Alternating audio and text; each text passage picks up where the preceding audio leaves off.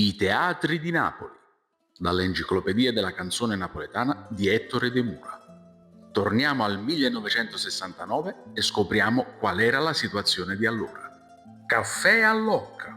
Per non essere da meno dei proprietari e gestori dei vicinissimi caffè della Galleria Principe di Napoli, Carlo Allocca prese anche lui l'iniziativa di adattare il suo caffettuccio, posto all'angolo formato dalle vie Costantinopoli e Foria, a caffè concerto.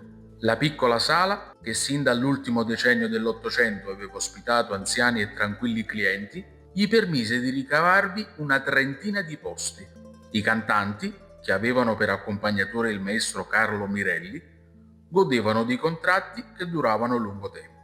Sul minuscolo palco sfilarono perciò nomi ricorrenti, da Gennaro Camerlingo a Pietro Fiorenza, da Vincenzina di Fragna a Gennaro Cesarano.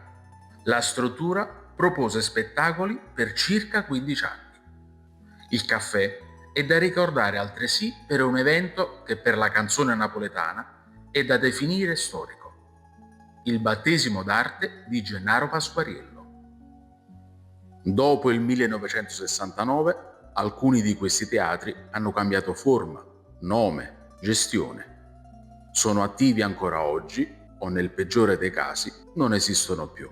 Ma tutti sono stati palcoscenico per molti artisti che hanno creato quel grande bagaglio di cultura nato a Napoli.